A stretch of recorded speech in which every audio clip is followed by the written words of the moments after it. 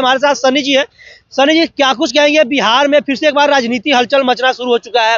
नीतीश कुमार कह रहे हैं फिर से एनडीए का साथ छोड़ के राजद की तरफ चले जाएंगे। कितना सच्चाई दिख रहा है इसमें?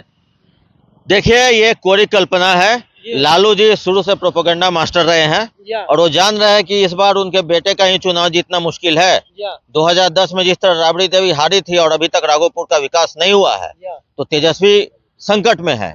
और अभी हाल के उपचुनाव में जिस तरह से राजद कई जगहों पे तीसरे स्थान पे पहुंच गई है, उनका डरना स्वाभाविक है। तो नीतीश कुमार जी के नाम पर जबरदस्ती हलचल अफवाह मचाई जा रही है, जिसमें प्रशांत किशोर भी शामिल है, क्योंकि उनका भी राजनीति में परिवर्तन, नया दौर लाने का ये उनके प्रत्याशियों के चयन से तय। देखा जाए तो राजद के विधायक है और राजद समर्थक है, इस बात को अब कह रहे हैं कि जल्द ही हमारी सरकार बनेंगे। हालांकि इस तरीके का अफवाह पूरा फैलना शुरू हो चुका है, लेकिन राजद के एक विधायक है जो इस बात को कहीं न कहीं दावा करते नजर आ रहे हैं कि सरकार हमारी जल्दी बनने वाली है। अरे उनका दावा तो समझ में ही नहीं आता है। कभी वो नीतीश को गलत बताते, कभी सही बताते। उनका बस चले तो 4 दिन के अंदर में वो तो केंद्र में राहुल गांधी को प्रधानमंत्री बना देते हैं। तो ऐसी अफवाहों पे ध्यान देना नहीं है, सिर्फ आम जनता को बरगलाने की कोशिश है। और राजद अपने समर्थकों को एकजुट रखना चाहता है, क्योंकि उनका माई समीकरण टूट चुका है। अच्छा, कहा यह भी जा रहा है कि हर साल जनवरी में जिस तरीके से देखा जाए, पिछले कई रिकॉर्ड है, तो ठंड के समय में नीतीश जी का तबियत खराब होता है और उसके बाद बीजेपी में तबियत खराब हो जाता है और बीजेपी से जब आते हैं राजद में, तो उनका तबियत ठीक होने के लिए राजद में आना पड़ता है। जनवरी का महीना आ रहा है, राजद समर्थक इस बात से खुश हो रहा है, इस तरह की बात का चर्चा शुरू हो चुका है। ये आज सुबह में अटल जी को पुष्प श्रद्धांजलि देने सम्माननीय सम्राट चौधरी जी और नीतीश कुमार जी साथ गए थे। अगर ऐसा कुछ होता है तो दोनों में मीडिया में चल रहा था कि लोग एक साथ नहीं है, तो ये दोनों एक साथ दिखे क्यों? अच्छा। दूसरी बात आती है कि जब वो महिला सम्मान यात्रा निकाल रहे थे, तो लालू जी ने कहा था कि वो नयन सेकने जा रहे हैं।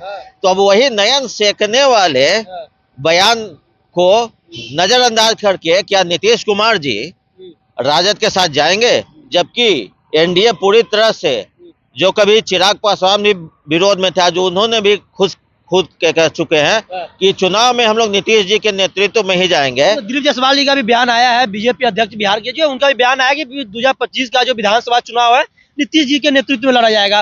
राजद अब इस बात का भी आस लगा रही है कि हाल वही होगा, महाराष्ट्र में शिंदे के चेहरे पे साथ में चुनाव लड़ा गया, लेकिन बाद में जब सीएम बनाने की बात आई तो कहीं न कहीं अपने देवेंद्र फडणवीस को बीजेपी तरफ से मैं ये बात कहना चाहूंगा, महाराष्ट्र में कहीं ये नहीं कहा गया था कि चुनाव शिंदे के नेतृत्व में लड़ा गया, क्योंकि साथ लड़ा गया था। वही हाल बीजेपी में, बीजेपी बिहार में, लेकिन बिहार में खुल के कहा गया है कि नीतीश जी के नेतृत्व में ही सरकार चुनाव लड़ेगी और सीएम भी वही बनेंगे। हाँ, बिल्कुल वही बनेंगे। जबकि शिंदे जी के में खुल के कहा गया था कि चुनाव के बाद मुख्यमंत्री का चयन होगा, और भाजपा उसमें बड़े भाई की तरह लड़ी थी। और यहाँ विधानसभा में नीतीश कुमार के नेतृत्व में चुनाव लड़ा जाएगा, और ये पूरी तरीके से घोषित है कि मुख्यमंत्री का चेहरा भी वही है।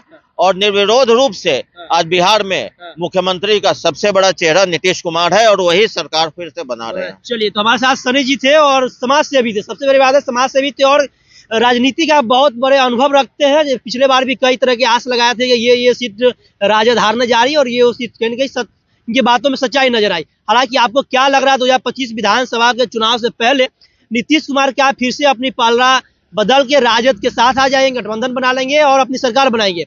जरूर आप कमेंट बॉक्स के माध्यम से बताइएगा। धन्यवाद।